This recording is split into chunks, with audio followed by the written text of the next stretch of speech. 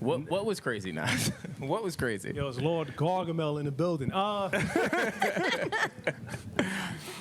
Shit, the shoe store escapades was crazy. Shoe store. So me and Nas, first off, Grassroots Podcast. Thank you guys for tuning in as always. Be sure to subscribe. Grassroots Pod on Instagram, Twitter, Facebook, YouTube. Hit the notification button to be notified for the latest of the greatest episodes. Yes, I've been practicing that in the mirror. I just want to make that clear. You guys have been butchering me because I stutter, and I got it, and I'm excited about it. That shit was smooth, man. It was smooth, right? Yeah, I can tell. So we had fun last night. Nas came out. Wait, whoa. So it's just you and Nas? None of us can introduce ourselves? No, this is great. Oh, this man. is great. I want to talk because Wilson, it's about the show. Yeah, We were at the shoe store yesterday. I got no invite, Oh no, you guys were there in spirit. You just don't know. You just don't know. Thought about you the whole time. The whole time. The entire time. All right, whatever. We'll get there. I'm Brandon Killabh, y'all. I'm Erin Ashley Simon. I'm Lord Gargamel. I'm Wilson. Hold on. Your name is not Lord Gargamel. You're a wrestler 1 week. Regular Nas. Come on, man. You stole my thunder, bro. And our guest today, we have a thing here where we're be comfortable. So, introduce yourself to our lovely audience. I'm Jerry Ferrara. I kind of wish I had a better name. But Jerry Ferrara, happy to be here, man. Thank you. We have a lot to cover today. A lot of fun topics. Good. G, are you ready? Yeah, I'm ready. G, I'm ready, Brandon. That was the least fired up I've ever heard anybody in my life. G, we just talked about this last week. Like, Yeah, I'm ready. Looks ready, but he did not sound ready. Yeah. G, I'm trying to understand G. I don't know. Whatever. Jesus, straight back. Cold-blooded, just cold ice in his veins. Yeah, I'm Yeah. ready to go. Fresh off that LA trip, huh, baby? Yeah, I saw G. So the reason I wanted to talk about last night, especially because Jerry's here. First off, Jerry, how are you? I'm good. I'm doing real good. A little tired, but life is good. Okay, congratulations on the baby. This is why I'm tired. I'm just gonna get right to it, man. Do you owe 50 Cent money? No. Okay. So, obviously, I know 50 from Power. I've actually worked with 50 quite a few times over the years, but I did tell him most recently is like 2-3 months ago when I saw him, if I don't even know I owe you money, just tell me, and you will have a check in your hand. Because I'm not messing. Some people maybe thought they want to be on 50's Insta. You don't. I'm not. Yeah, no. Like, no. I don't, yeah. We're on the We same all decided that's probably not a good look. No. Like if I owe you money, just tell me it checks in the mail. Yeah. I'll Venmo you. I don't even think he has a Venmo, but here it is. Take it. Yeah. Take it. Cryptocurrency. I'll even give interest. Here's interest. What's Bitcoin? What do you want? Well, funny enough, so me and Nas bumped into him at the shoe store. He was very nice, Happiness. but I didn't know that they sold rosé at the shoe store, and he bought us some bottles, which I thought was really nice. Yeah. We did not partake in it because we were scared we would owe him money for the bottles, so that's how we got here in preparation for you. Definitely slid that to the side. Yeah, we definitely set that aside. I thanked him for his hospitality, but yeah, no. I think No, you I don't still drink. owe him. I feel like I do. I feel like I think you owe him for his time. yeah, I feel like, and he has impeccable money with aim. Aim with money. So I'm hoping that the money touching us, we still don't owe him. I don't know how his brain works. So, but it was interesting. So, but my point was, what's some of the most interesting interactions you've had just being on the set of Power? Oh man. Well, first of all, I'm a lucky guy because I got the chance to go from Entourage, which ran for 8 years, which does not really happen with shows, and then I started off Power. It was a small role, but there was always like the potential to grow. Or at least that was what I was told from Courtney Kemp, the show creator, and she just every year kept writing a little more for me, a little more, and then you turn around and I'm like, I've been on this show 4 years. Yeah. And it really is like a family element over there. And they accepted me from the moment I walked on. So it's not always like that either with some of these shows you go on, and sometimes it's just work for people. They go in, they clock in, they do their job, they go home, and that's fine. But in the Power universe, especially with that cast and crew, it's just one big family. Yeah. Okay. And it's just something really special they got going on. And I did not know, like, I was a fan of the show before I came on. I came on in season 2, and I knew how popular it was, but I did not know how truly popular it was till I got on the show. Yeah. Why did someone come up to you, get mad at you? Someone. Be like, why'd you do that? Everywhere I go, I'll just hear it from blocks away. Proctor, where the fuck is that laptop? You better ditch that. You better not snitch. And to the point where my wife's in the joke, like, we'll go into a coffee shop, be like, hey, can I get an iced coffee? And the person working behind me, like, I got one question for you. My wife will be like, the laptop's in the trunk. That's So dope.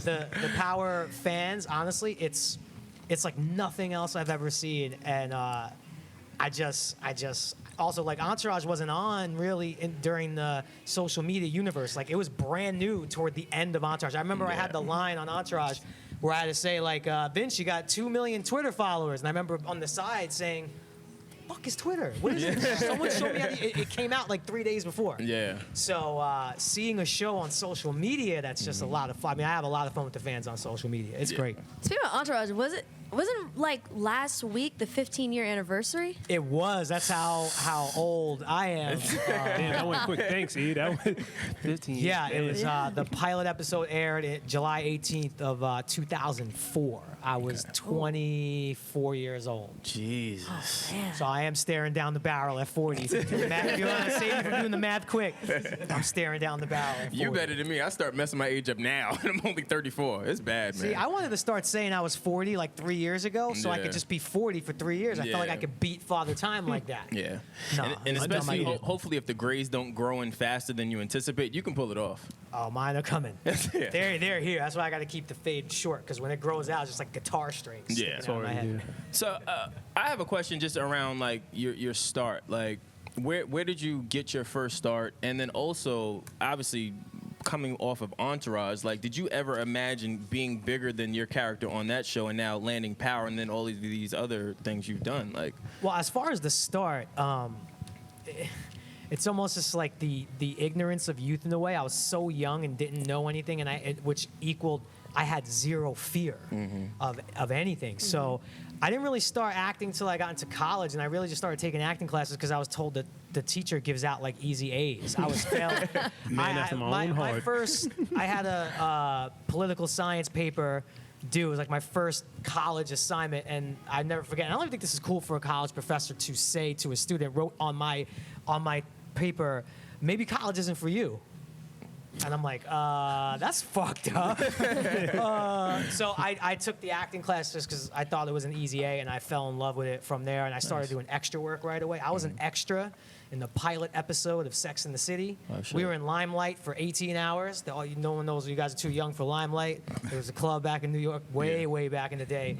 And then I got this opportunity to move to LA. There was an agent who wanted to work with me. And I remember I told my mom, I'm like, Mom, I'm going out there. And she was very nervous because, single mother, I'm a mama's boy. But she said, you got to go, follow your dream if you think you could do it. And I moved to LA by myself at 20 years old, and then just was grinding auditions. But again, it was, like I said, the kind of, not ignorance of youth, but like the naivete, if that's even the right word. Like, I didn't care about all the doors getting slammed in my face and people constantly saying, you're not right for this part, you're not right. I did not take it personally. Now I'm way too sensitive. Now it's like, oh man, I really thought I would have been good for that. did you not see season 5, episode 21? What do you mean? I don't deserve this I would part. have been good in that role. Oh man. But that's a good attitude to have, because even like I read in the Complex piece when you were trying out for Entourage, there's at one point, I forget who it was. I think, was it Mike? Or someone came up to you and they were like, yeah, what you're doing, like, don't do that it was anymore. Wahlberg. It was Mark Like, Wahlberg. they're just like, don't do that. Mark Wahlberg, when you are in like the final stages of getting a part on a show, at least back then in the olden days, you do a network test. So you're in a room, obviously not as big as this room, but half the size, and you're looking around, and like over there's like the 4 guys reading for Johnny Drama. There are the 4 Vinces. I'm sitting next to the 4 dudes reading for Turtle, and they call you in like one at a time. It's like it's. Then they start matching you up. They start sending people home, and I thought I was doing okay. And at one point, Wahlberg came out of the room, and I didn't even know he knew who I was. And he's like motioning for, I'm like, who the fuck is he? Me? He calls me over, and he puts his arm around me. Again, never met Mark Wahlberg, so I'm still kind of bugging out. I'm like, this dude's awesome. And he's like whispering in my ear. He's like, listen, I just want to give you like a heads up. you're kind of blowing it right now. And I'm like, what? He's like, you're not bad, but you're not doing the things you were doing in your previous auditions. Like, I watched your tape. You were like this energetic, like street smart, like New York kid. Like, you're kind of playing it safe. He's like, don't play it safe. Either go big or go small, but don't like be in the middle. Yeah. And it kind of was like a glass of ice water in my face. It woke me up, and I'm like, okay, I'm not fucking around no more.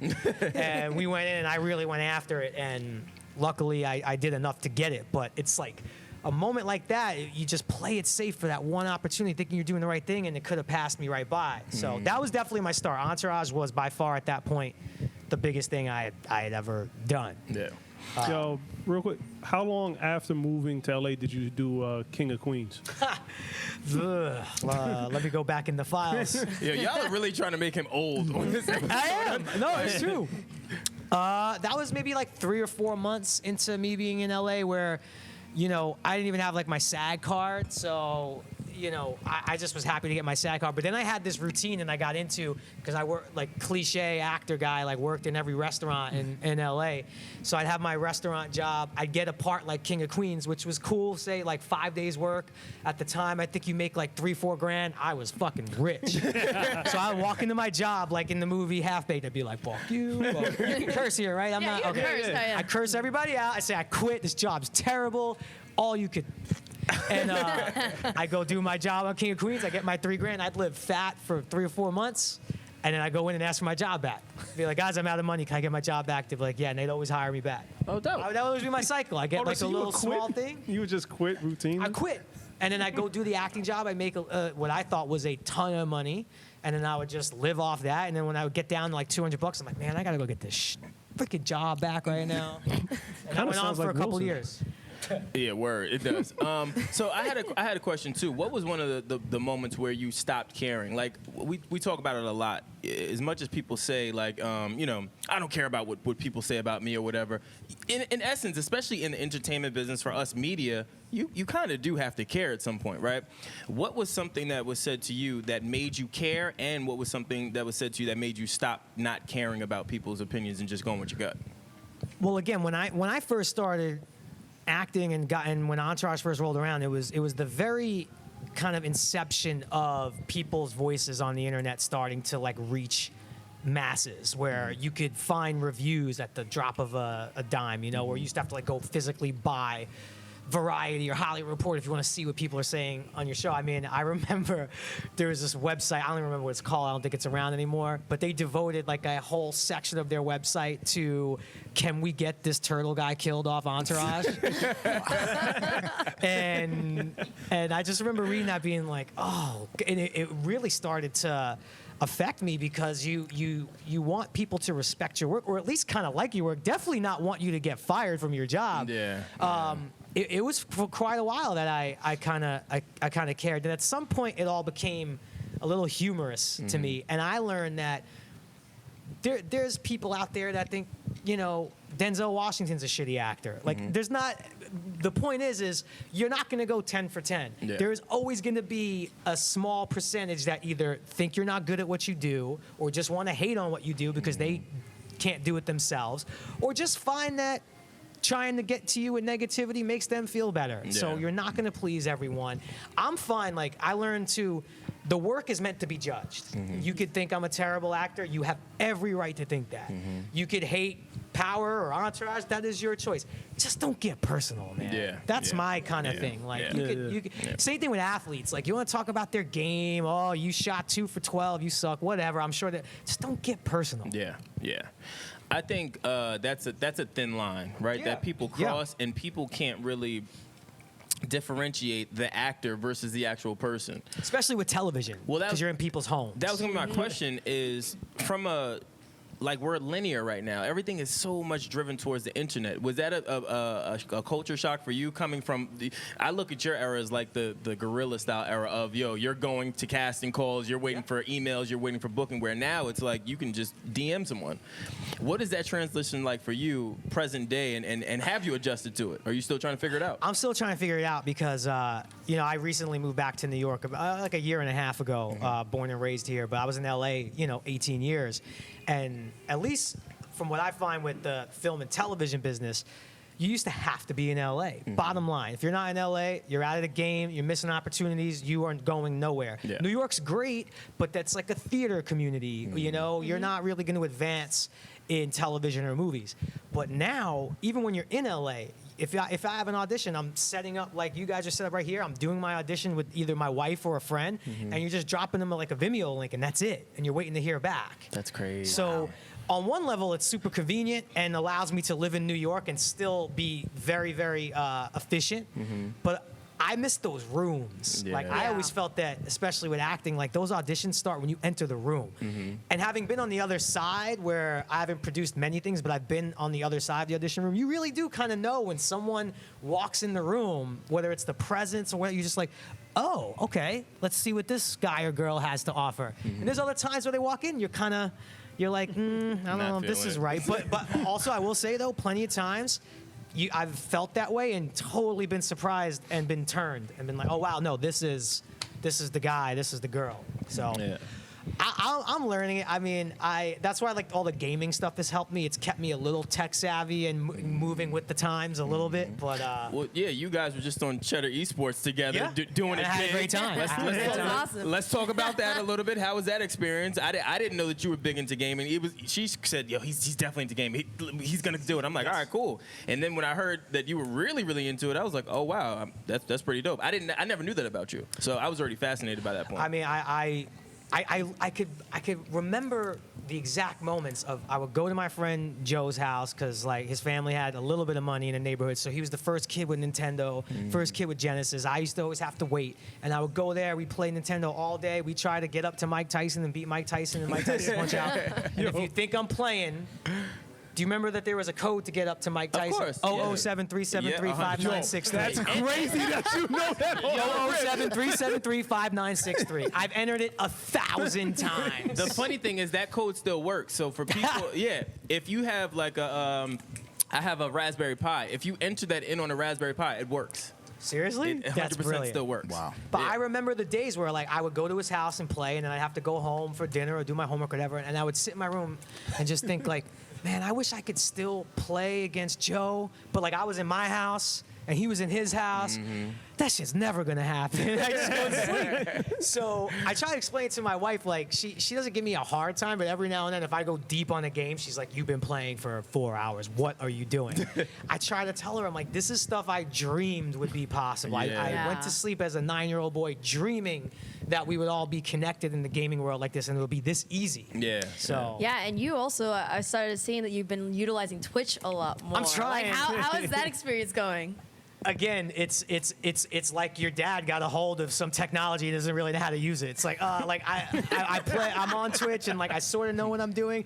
Every now and then, like some stuff comes up in the chat. I'm like, I gotta Google that. I don't know what the fuck that means. But I love it because you're getting the chance to interact with people. And I've always found, look, there's always, again, negativity in every community, but I find most of the gaming community to be super positive. And I'm just loving it. Like, if I could go back in time, that same kid who was in college trying to get like the easy A in acting class, this is gonna sound terrible. I'm not trying to say kids don't go to college, but I would have probably focused my energy instead of going to college on something in gaming. I think because I love it. I have a passion So for if you it. had that opportunity, do you think you would have tried to go pro? Do you think your acting career wouldn't have been where it is because you would have had this opportunity? I would have either tried to go pro or would have tried to work my way into a team of owner, like behind the scenes ownership of a team, or covering it in a journalistic way. I would have tried to do something within the gaming community for sure, 100%. I would have too. I look at it, I'm like, yo, all that stuff I used to do, like gaming all the time and being competitive. Kids are making millions of dollars. What am I doing in my life right now? They have I was born too early. We had this conversation. So she brought me to my first gaming event ever. Really? Yeah, I'm a big gamer, but I had never been to a professional event. So I can't remember what event we went to, but I went and I was like, wow, like this is intense. Like there's like people massaging people like for game, like it's you gotta get relaxed. It's a serious thing. Like there was a guy who was doing hand exercises. Like he was ready to play like competitively online. Like wasn't talking to anyone. And then there was people, regular people that were just like really cool, but like super duper good gamers. But long and short of it, I was like, damn, yo. how did we miss this? Like growing up, I wanted to do this all day long, and now because I have to do some adulting, I can't do it, and now these kids are flourishing. Real quick, do you ever think that you're going to get into owning an esports team? You know, I would jump at the opportunity. The entry points into that are either you just have to have a ton of money, or you have to kind of start something from the ground up. Or be Drake. So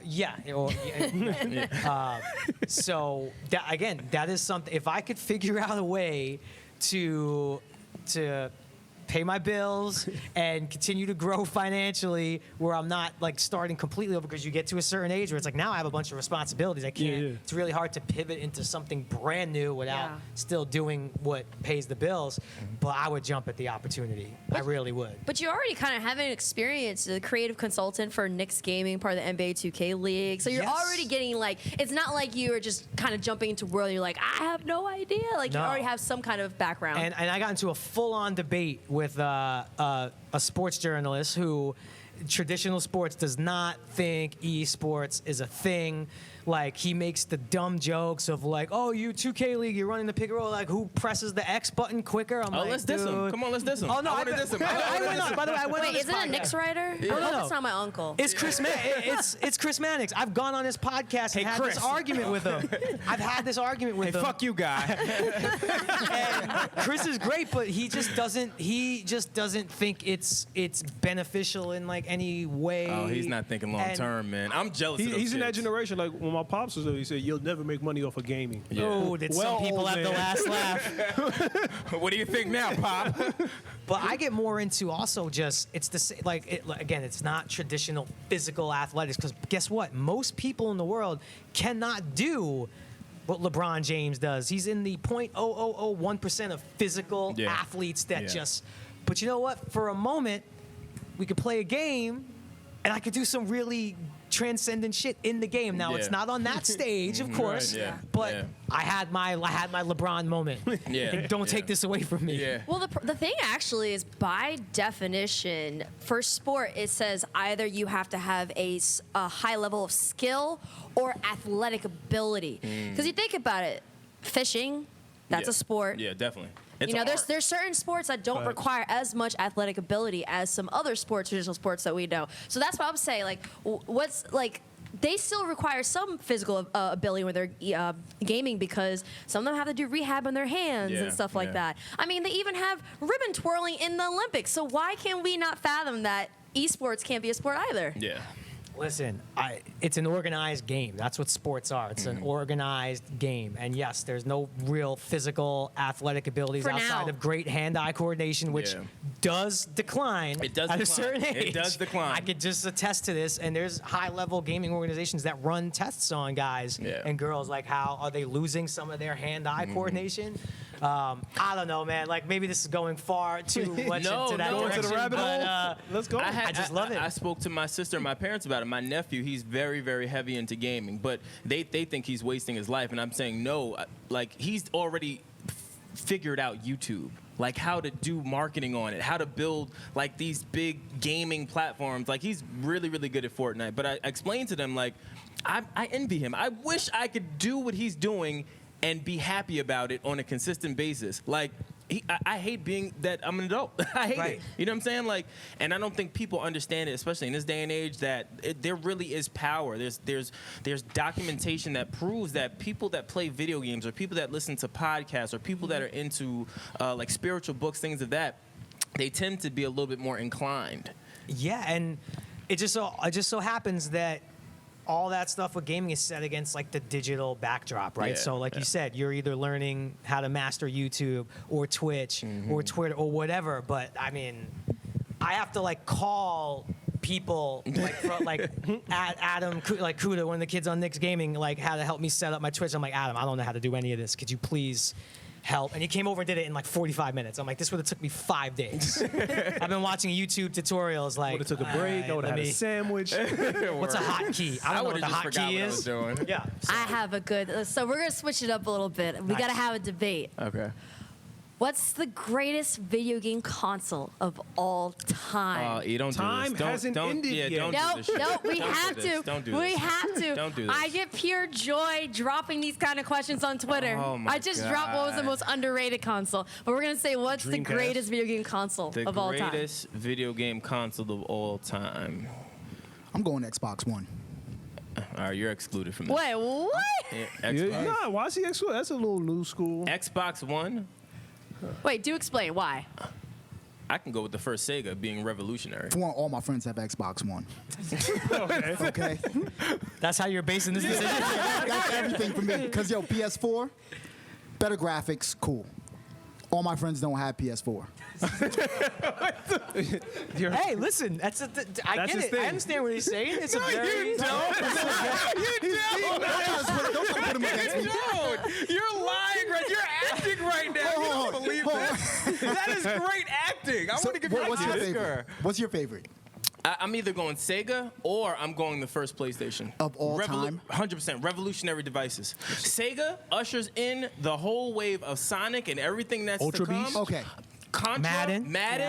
and Cool. then PlayStation 1 ushers in espionage games like Metal Gear Solid, Siphon Filter. Well, then how- you have Twisted Metal. So go home, throw your PS4 out, and well, hold on. Sega. Don't start talking. Wait, no, no, you no, trying to no, compare no. Well, graphics? but there's several. There's actually several consoles that have been revolutionary too. Like Super people Nintendo? really sleep on this console, obviously because it ended early. But Dreamcast Dreamcast was was revolutionary fire. for Dream- its time. Dreamcast was ahead of the curve, and I think they didn't know what to do once the market started to change with other devices coming out. So because of that, I think they just kind of got scared. They dropped the ball, though. You're right. They had a Yeah. huge. You're It They, was right. ahead of its they time. did one of the You're smartest right. things I ever seen on Dreamcast. I don't think it was Madden. Whatever their football game was. I think they 2K. might- 2K. Was it 2K? Yeah. 2K. Remember you could put that cartridge in And your you could see the controller so you could plays? see your plays. Yo, I was which thinking the always same thing, Which was man. always the crazy head-to-head Yeah. thing in Madden when you're playing with your boy.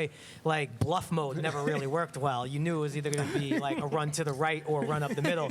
But Dreamcast, you put in that little cartridge, you see your own plays. That was revolutionary. Yeah. But come on, listen, all that stuff advanced the gaming conversation for sure, but I mean, one of the Nintendo, come on. Well, you know what it Zelda? is? No. So check this out. The only reason why I didn't go with Nintendo because I feel like that's like the hip hop conversation. Like when you say who's the best, greatest rapper alive, and people are you Like they go back to the beginning. Yeah, you don't and- you exclude like the Hoes, the Biggies, like that's etched in stone. Nintendo for me, it's So etched in excluding stone. Nintendo. Yeah, like for All right, me, that's fair. Nintendo is etched in stone in gaming. I put that up there with Atari and what was the other shit? Jaguar? Not Jaguar. Intellivision. Huh? TurboGraphics 16.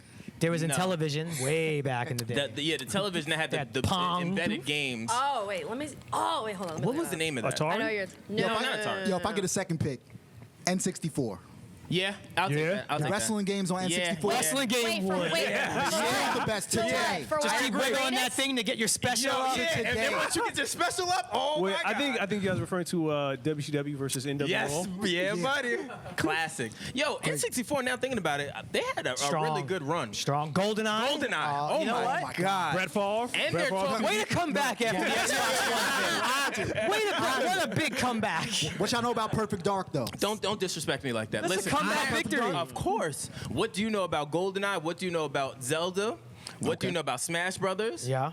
Yeah. But I have to say, Smash N64 Brothers might didn't have it. become the Smash Brothers we know until Melee, though. Yeah, Melee changes it. Melee changes it. changed the whole landscape for Smash. But even still, I think because they took the break from the first one to go to Melee, that's what gave them the edge. I think if they'd released something quickly, like most games do now, Yeah. I don't think they would be as Also, successful. can we not ignore the fact about how impactful the Game Boy was? Yeah. In terms Oh of my God. accessibility and just be able to carry. Like now we're starting to see so many other Sony try to do it with Vita The and PSP. PSP. Game Boy has been and Even- Nintendo has been on lock Yeah, when it comes yeah. to be able to bring your console or your game where anywhere. I learned how to pack the trunk by playing Tetris. That's how I packed the trunk. Like I just fit the little luggage in there. It's like literally it's a game of Tetris to me. Jerry, I think you're amazing. That is a weird Snapple fact. Like suitcases just start disappearing. Yeah, I'm being You super line them up transparent. perfectly. That's a weird Snapple. But you know what? Nintendo 64 is the best. I'm trying to come back like him. Nintendo 64, man, is the best system ever. That was a good cleanup. He probably Googled like, all right, I lost this one. What's the next system that people will respect me with? That was a good question. I'm going etched in stone Nintendo. Revolutionary device for me is PlayStation 1 and Sega. Crash Bandicoot. Yeah. Ooda booga.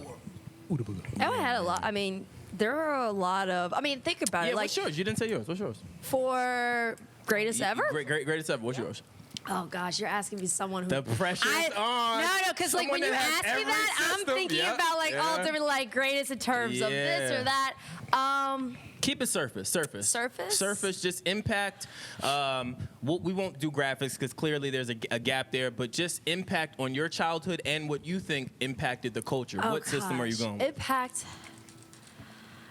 Oh, that's a good question. I don't want to get like N64 definitely impacted me the most.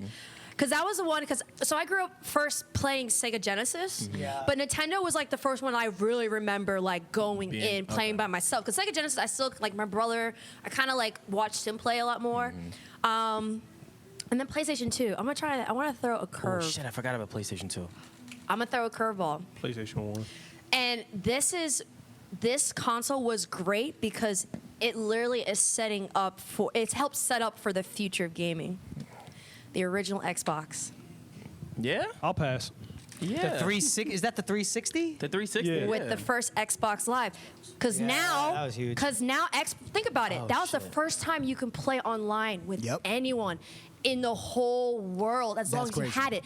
And Halo now 2? it's full circle. Now we're getting into cloud-based gaming I think system, and you're right. you know who's one of the people that are about to lead it? Microsoft. Yeah. They're now. That's why Sony partnered up with them. All right, so hold on. Now I have another question because that brings me to a different point. When we talk about revolutionary devices, right? The DVD and the Blu-ray. Rip. Yeah. I mean, I'm saying for that to be embedded in a PlayStation. oh, you're talking about for the console to have that ability. Like that was for me. That was a major thing.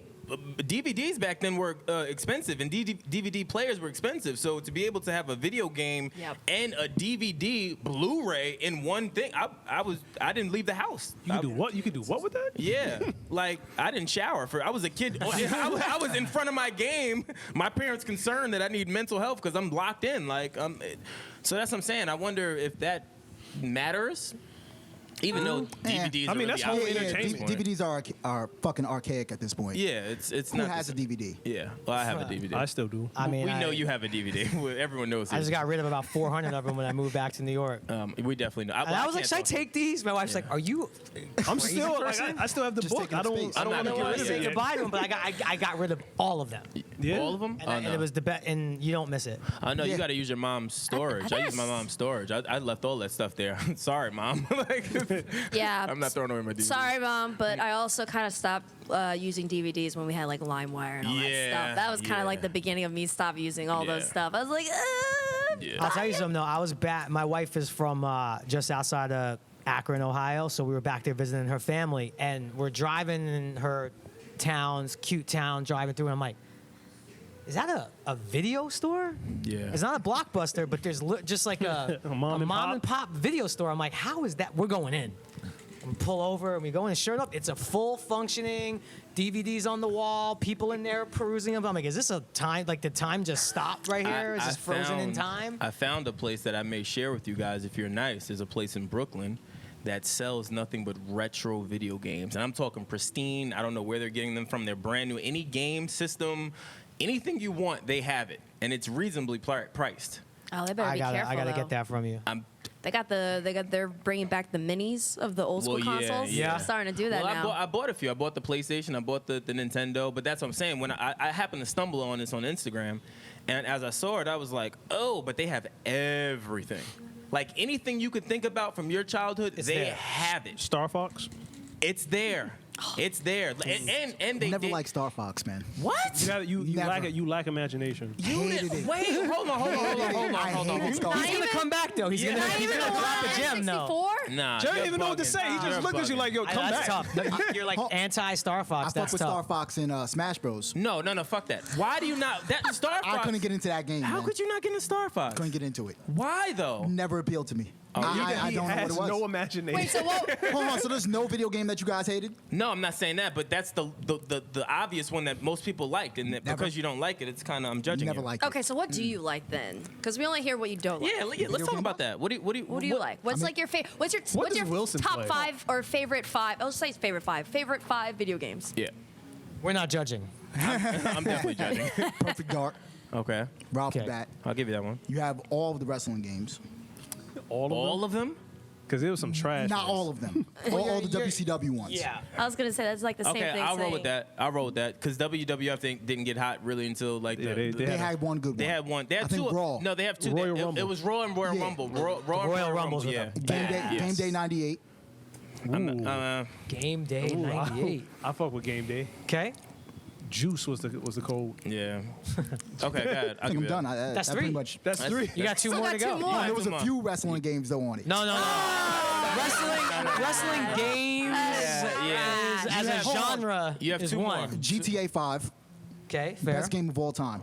Okay, well, Longest running. Oh, Can't fuck with it. Hold on. Red Dead 2 will get it. GTA 5. GTA 5, I will say is one. I will say GTA 5 is probably the best GTA. I just literally started playing it again just because their expansions are amazing. Do you realize that Crazy. game? In what way though? What? Best in what way? Because San Andreas, like that shit started still- it's everything. GTA 3. Yeah, but what I'm saying is GTA 5's everything. Their online experience is Crazy. like a whole new game. Do you realize It GTA, went from someone look it up. 360 Yeah, it to went the from Xbox PlayStation. One. I remember playing that on PlayStation 3 and now still playing it on PlayStation 'cause 4 when it first came out because they converted it. Oh, But- y'all! If you think 5, wait till 6. That's what I'm saying. hearing some stuff about. You guys is gonna better be get ready. ridiculous. Yeah. Best game of all time though, Titanfall 2. I know you guys don't play that. Yeah, Best game of he's all done. time. He's done. Titanfall 2 is not the best game of all time. Greatest I would give shooter. you Halo. I would give you Greatest shooter of what all time. Why are you not naming Gears of War? Like, what's up with you? Like, there's It's not on way the list. better It games. didn't make the cut. no Call of Duties No make the Call cut. of Duty. Like, Not even Modern Warfare titles. No, I don't fuck with those games Division. Not over Titanfall 2. No, Modern Warfare Assassin's Creed. is. You have to play Titanfall 2. First Division was. It's amazing. The Division? Oh man, it was They- good. It was a great idea, Yeah. but some people were just too overpowered, man. Well, no, the I couldn't second even go one into the now- dark zone. Yeah, but now the second. How they're trying to scared did you figure it get out. going into the dark zone like yeah, the first couple of times? You're like, Yeah. what's gonna happen? Wait a minute, what's Yeah. happening? You Well, calling to get out? You calling no, your me your, and E your run, no, evac? we run the whole pack. Like it's like 8 of us. Like we go 4 and 4. We run through the entire. What we used to. But We haven't number played 2 in is a while. different though, right? No, but we used to do that in number 1. So what we did was the trick with doing it is if you bounce off servers. So let's say we're all in a group together. If I bounce off a server, I'm still there, just not in a group. So Right. then I could bring in another 3 people, and now we're running. So you cheated. Yeah, definitely. So So how dare you judge me for Essentially. adjusting sliders on NBA 2K? well, Nah, you- What? you Who does dummy. this? Yo. Set yourself up for I that. don't care. Yeah. I already. What are you adjusting it for like 90s basketball or what? What No, are you no, what no, are he you puts it on- fixing? he puts it on I the easiest level. completely- You go like I pro? did Stat No, changer. yeah. No, he does. and then I still No, adjust. he's basically masturbating playing. That's like, So you want to average like 42, 15, and 12. Damn right. He's the guy. He's the guy who adjusts it, but then also play like the Lakers' all-time No, greatest. no.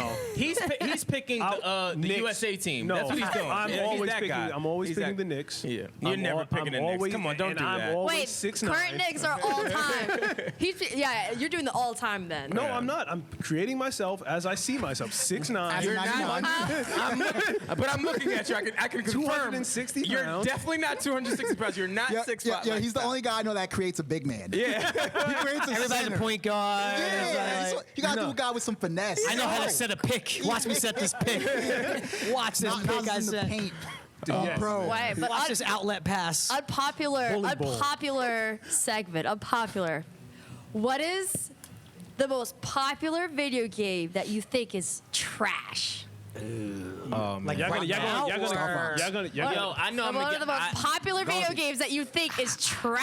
I know I'm gonna get killed You want for me to say- this. I know I'm gonna get killed for Uh-oh. this, but I don't give a fuck. What? Monster Hunter is trash, B. I never heard of that game. Never even heard of it. Monster Hunter is a game where it's literally as you're monster hunting. So you're running through Self-explanatory? all different types of terrains with a group of people that have special powers. Some people have swords, some people have all types of shit. But you're fighting these huge, ginormous monsters, and you're killing them as a team. What system is that on? It's on PlayStation. It's on Xbox. It's on all of them. Moral of the Sega story: Genesis. I'm a man that likes a real gun, so Call of Duty is my bread and butter. And chasing down monsters just doesn't make sense to me. And I know the gaming community is gonna kill me, but it's just not for me. Whatever. It's not for me. I like real action. Like I'm a Rainbow Six, Call of Duty, Metal Gear Solid, Siphon Filter, Splinter Cell kind of espionage kind of guy. I can't do None that of much. those games interest me. Yeah. Not Call of Duty, Modern Warfare. You ever play Final Fantasy? No. I just started Which one? this last. The last one? Yeah, I didn't go like. Yeah.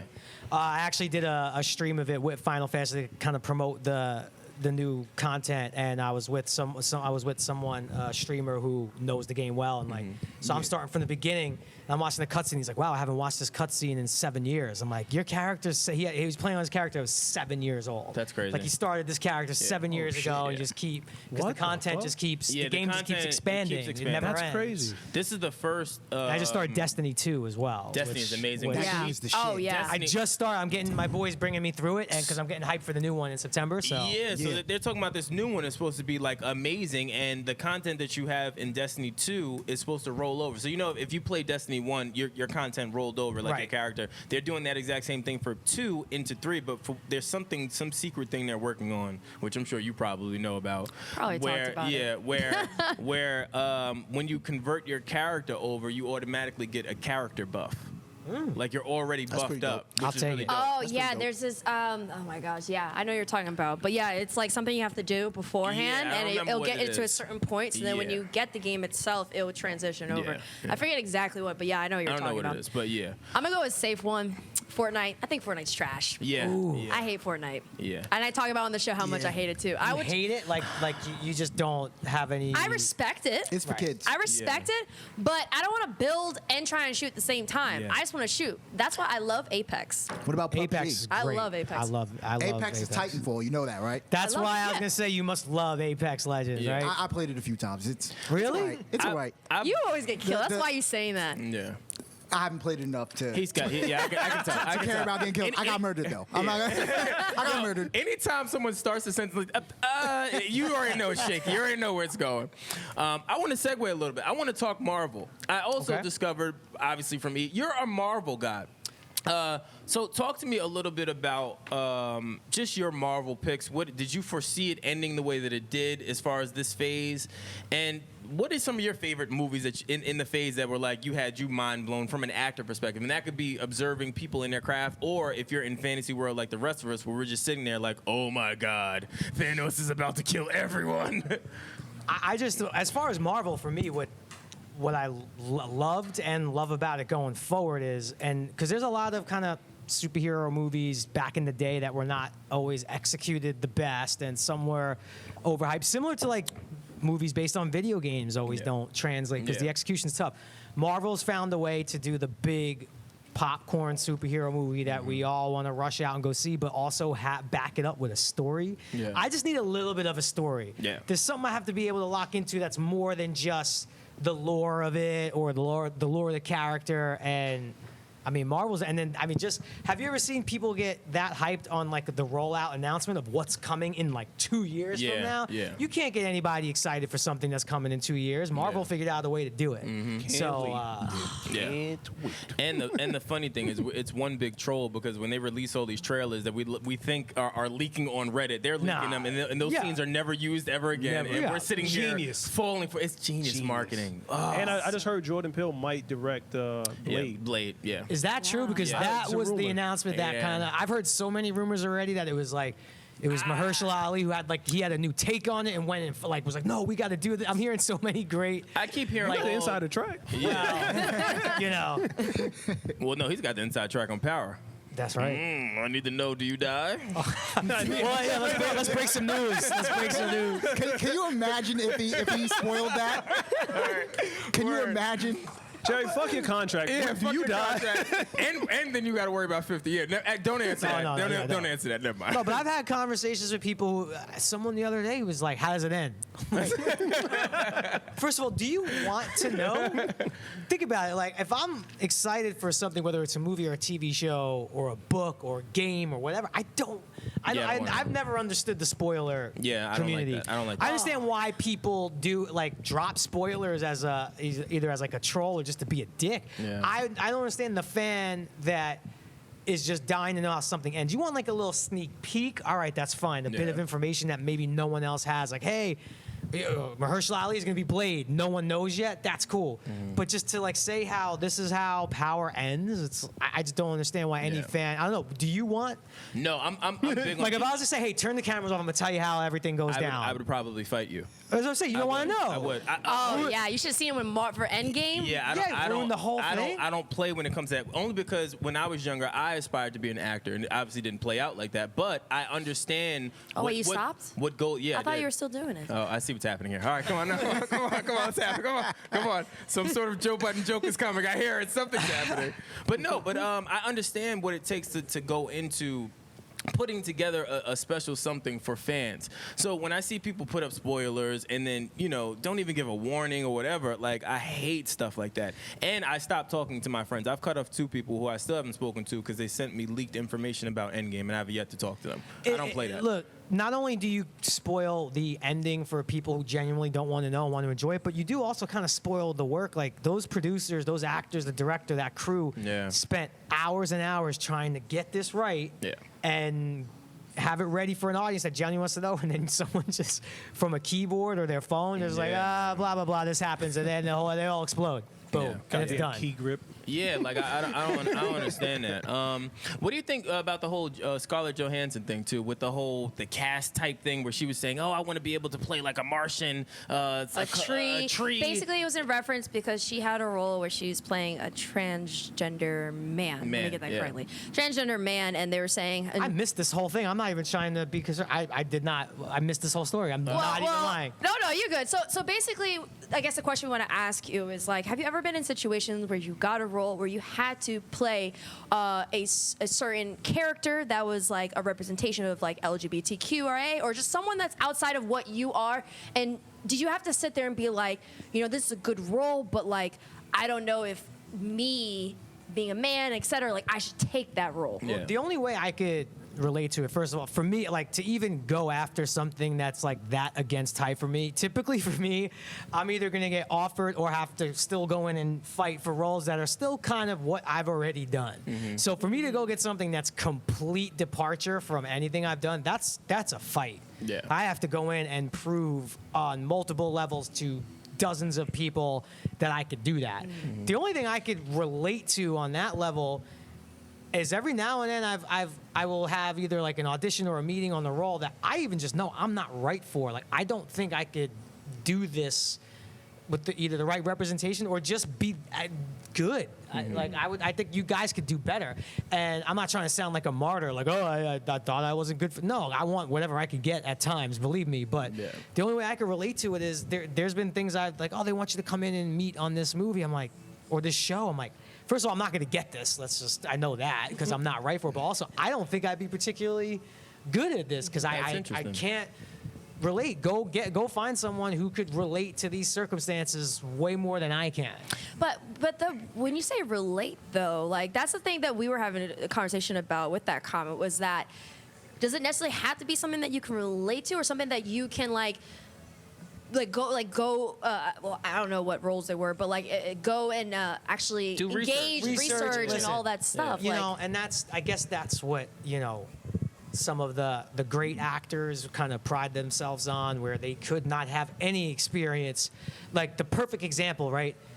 Daniel Day-Lewis, I'm sorry, he did not know anything about what it was like to live as Abraham Lincoln. Yeah. He did not. Yeah. But he went and probably did thousands of hours or hundreds of hours of research to at least figure out a close representation of what that was. that is, I guess, what actors do love to do. That's kind of the game, right? Like should be able to convince you that we are those people. And by the way, sometimes the hardest thing to do is kind of play a version of yourself. Yeah.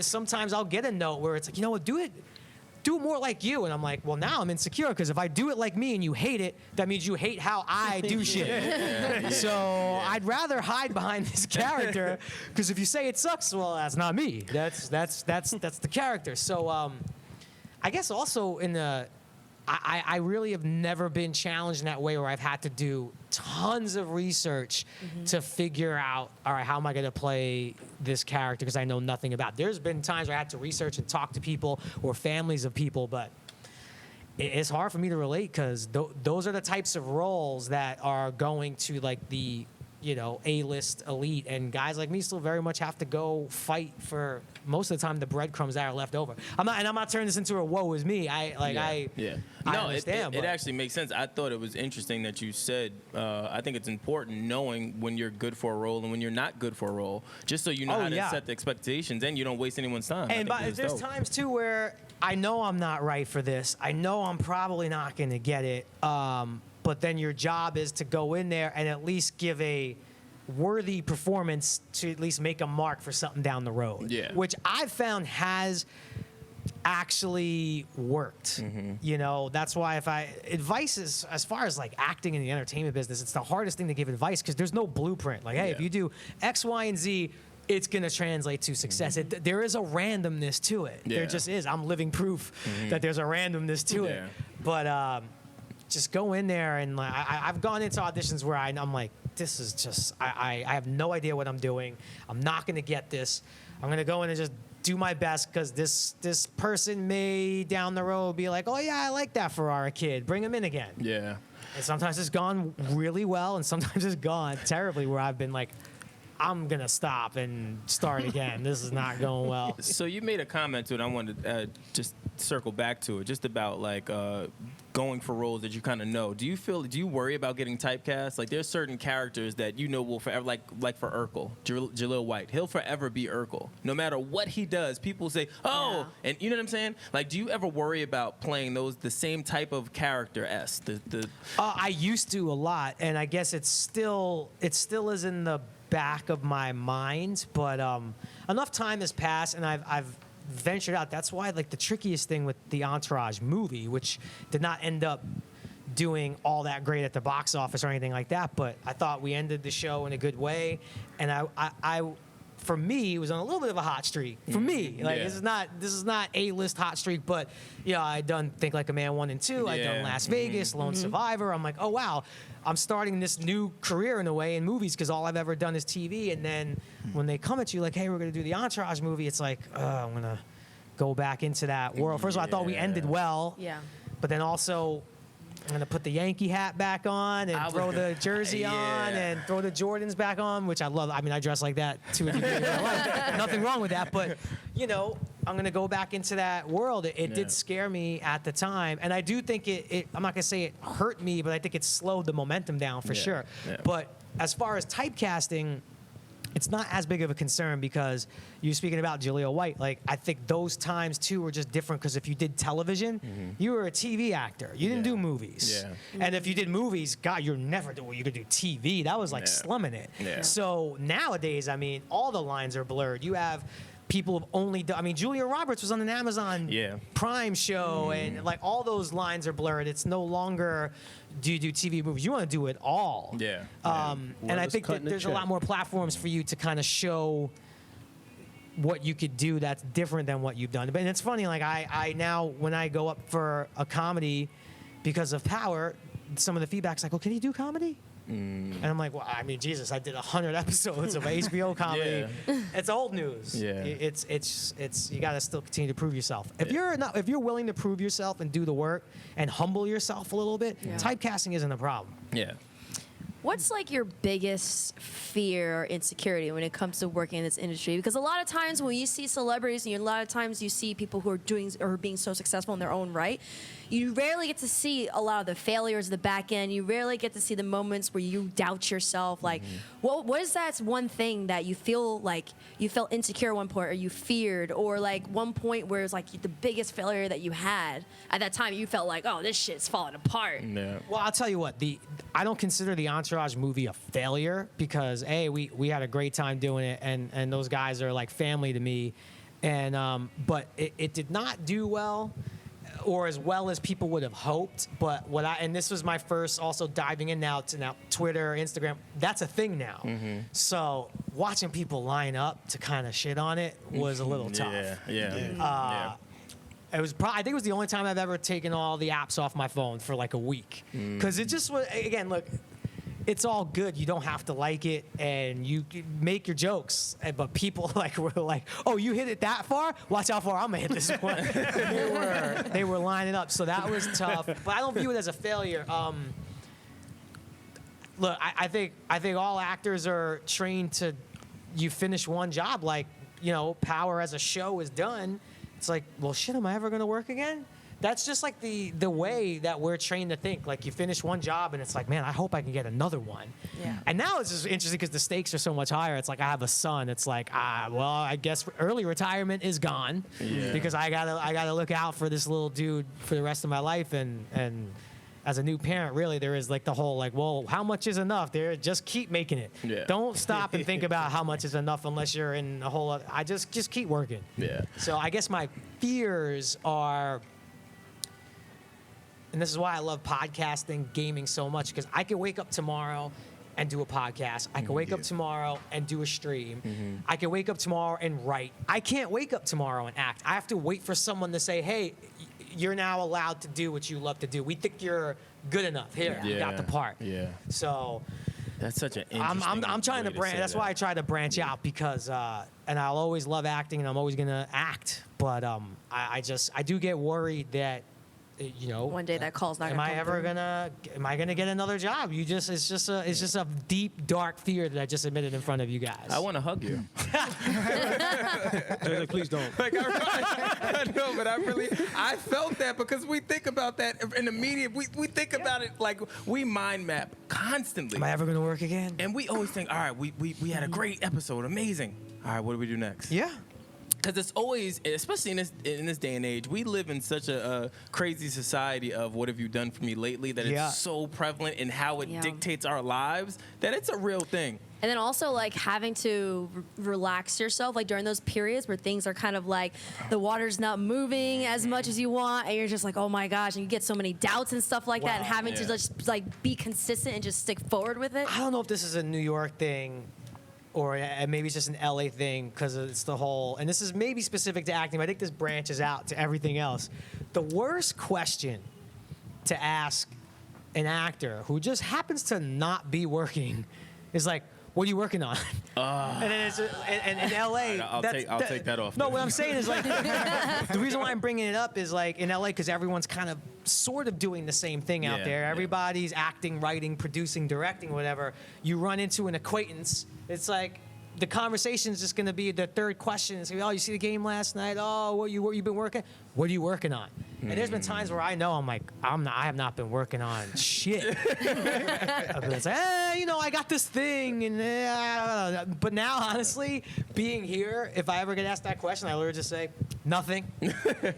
Just finished something a couple months ago and figuring out what's next, and I'm just hanging out with my son. Like that's what I'm working on. Yeah.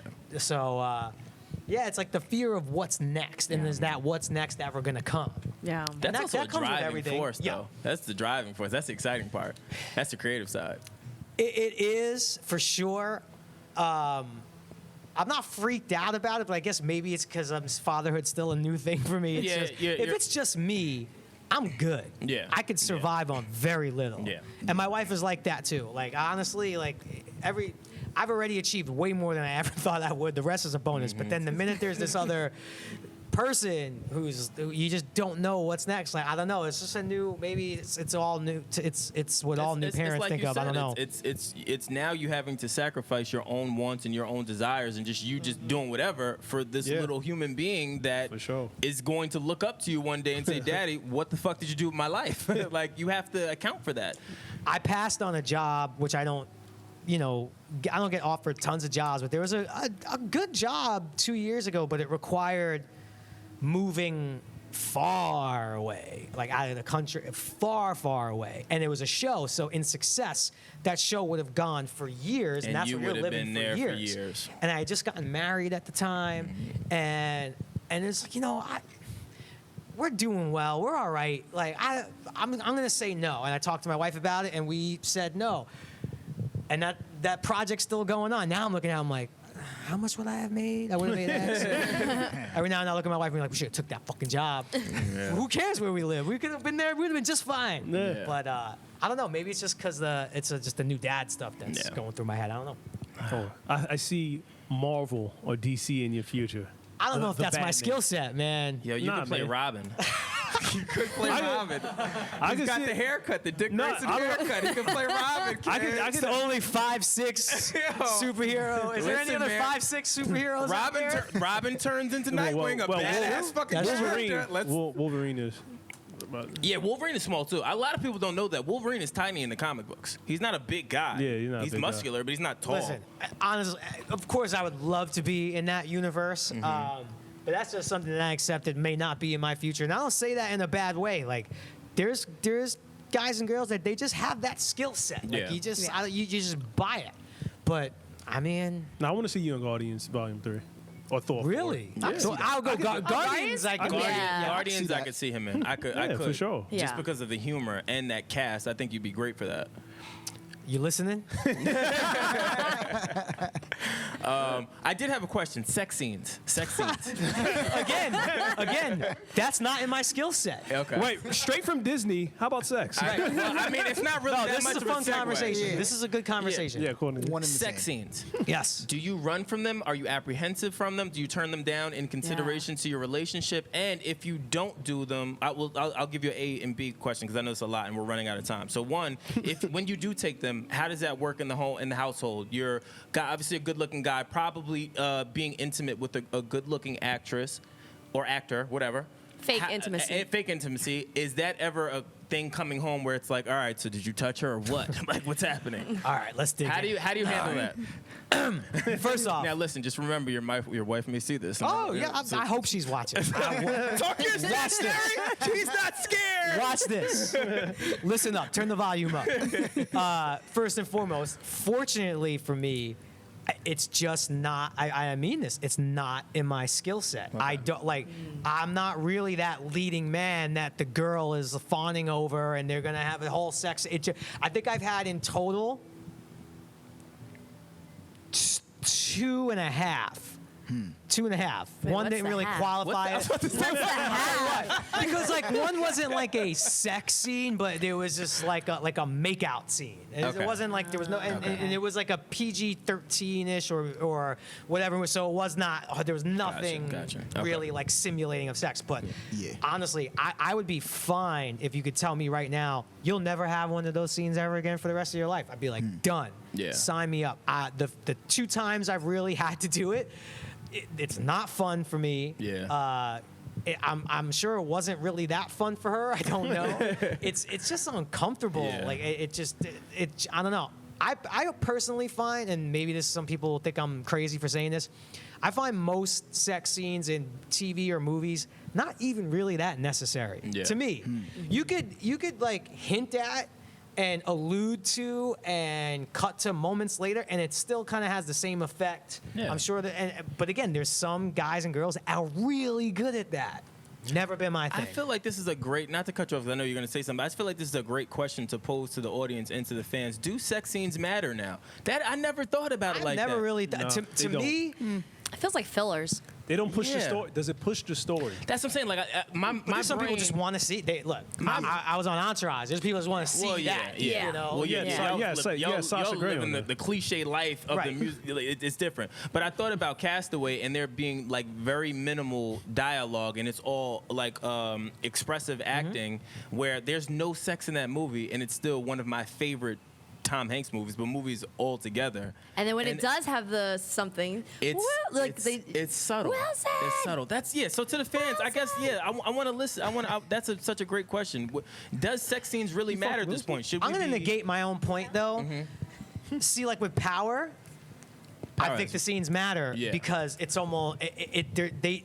Courtney Kemp, they do such a good job of like building up the hype even around like are they or Yeah, aren't they? yeah, Is this or is Yeah. this not gonna Yeah. happen? So when it happens, it's more of like the fans are like, oh my! It's not just like oh look at this sex scene. It's like Yeah. holy shit they're doing. It's like a Yeah. shocking Yeah. moment. Yeah. So, but I told Courtney because I think every cast member of Power has had a sex scene. Yeah. You, Like Courtney. you're like you need one. No, I was like, no. She was messing with you. So I'm gonna give you one. I'm like, Courtney, first of all, nobody wants to see it. I don't want to do it, and I'm not gonna be good at it. Yeah. Yeah. So The boom guy. I don't know. that was a good take. That was a good take. So how does that think work? Lala's sex scene Like was what's very, the process before having a sex scene? Because it's a very intimate moment. Like, do you guys say, okay, this is the touch zone. This is where I don't want to be touched. This is how you're supposed to do it. Yeah, Like, like- what kind of conversation? Because I did read how, well, not just read, but saw in a video that there's even like within the contracts for women, it says even in a sex scene what is allowed and what's not. Like, And oh, that's you're how only it should allowed to like you're only allowed to see my Yes. upper right shoulder, which is fine. But then how do you as a man like how do you do the sex scene to make it like Yeah. real, but then also having like it Respect be like boundaries. it's like it's practice. It's a rehearsed scene. Again, only done it twice. But and from what I've seen myself, and also what I've like talked to other actors about over the years who have done that like that is in their skill set, Yeah. right? That's what not that they get paid to do, but they're either that leading man or leading woman who it happens. For me, it was always like proper to get like a closed rehearsal and earlier so you establish all right, here's like the dialogue parts if there's any leading up to the sex scene. And for me it was always you like obviously you have a director and a producer weighing in on what they want, but for me it was all about her. Like what are your rules and you whatever you're comfortable with or not comfortable with, like let's get this out of the way now. Establish it. And I'm a rules-oriented person. I will live by those rules. So if she says you can touch a titty, then she's with the shits. Honestly, I would say I'd rather not. Yeah. I like I that just would answer. rather not. Smart I man. would Smart. rather. That's a smart man right I would there. rather not. But if it's like something that we have to do here for the scene, whatever, let's get it over with. But it is Yeah. not. It just was not It's not, fun for yeah. me. I disliked it. I hated it. As an Actually. actor or actress, I'd be worried about stuff like that in this day and age. Like just the CP of the Me Too movements and the hey, we were working on a movie and he sexually suggestively said something or did something. Like I would be very dangerous as an actor or actress at this point.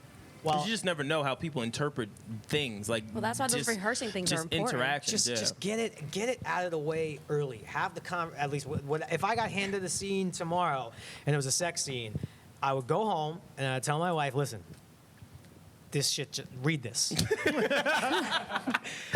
and don't react until we speak again. Read it. I'll let her read it. Look, she's an actress as well, and she's had to do those scenes herself, so she knows already. Oh wow! Hold that on. this isn't an act from me. I'm not Yeah. like secretly like deep down like, yeah, I love this shit. Yeah. I hate it. She Yeah. knows that. But I would say, are you comfortable? Is there anything in there that makes you as a woman uncomfortable, and then B as my wife uncomfortable?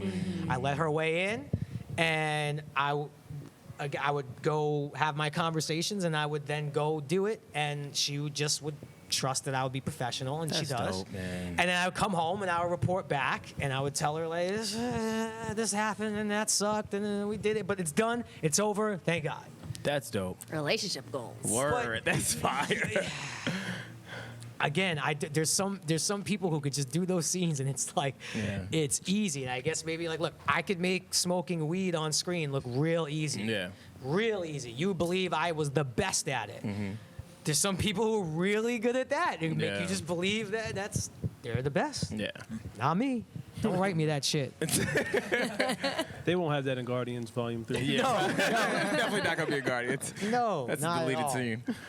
scene. I don't know. I don't have any other questions. I really could talk to you for much. I have more questions because now knowing What, the Knicks? that your wife has done those scenes, I would be curious to see how you handle that and if the conversation is the same way or maybe she's okay with doing it and there's an adjustment for you. But I know again we're pressed for time. So Yeah, I just you know what? Go do it. Be respectful of me and just get it over with quick. And I don't want to hear about too much of it. To be honest, if she had to with do you. what? I'm with you. I think if I were there, just I'd go be like, do oh, it. yeah, I'm cool. I don't want to know.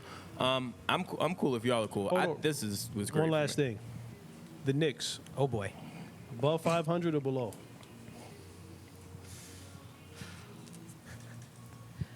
How about right at 41 and 41?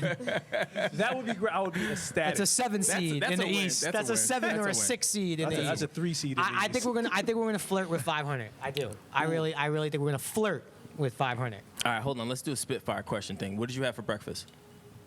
Oatmeal, Okay. What do you normally eat for lunch? eggs. Okay. Favorite basketball team? Knicks, Okay. Baseball team? Yankees, Football team? Giants. I like this guy. All New York. Oh, New York. I love it. I had a good breakfast this morning too. Look at me. I had Yeah. oatmeal. I was jealous as my insides are fuming. I guess to the fans, again, answer that question. I think we really want to know, does sex scenes matter in this day and age, or should it matter? Should it be geared towards acting, or do certain sex scenes, like in Power and Entourage and all these other shows, does it really help to steer the content and what you're viewing and changes that? So let us know what you think. We want to thank Jerry for coming on. Thank you for This having was me. amazing. This was really, really And dope. I hope you guys have me back. Yeah, definitely. For sure. Definitely. We'll definitely have you back. Be sure to subscribe and follow Jerry. It's his real name on Instagram, and I'm assuming on Twitter. Yes. And be sure to subscribe always for us, Grassroots Podcast on Instagram, Twitter, Facebook, YouTube. Hit the notification button, upper right-hand corner, to be notified for the latest to the greatest episodes. I bodied that again. I'm Brandon Killabh. Oh, man, Ashley Simon. I'm Lord Gargamel. Oh, my God. AKA regular Nas. Your regular _ Nas. I'm Wilson. Okay. And our guest? And our guest? Jerry Ferrara. Yeah. And that name still holds more weight than Lord Gargamel. Yeah, it does. It does. It does. And we out. That's it. We out. Grassroots.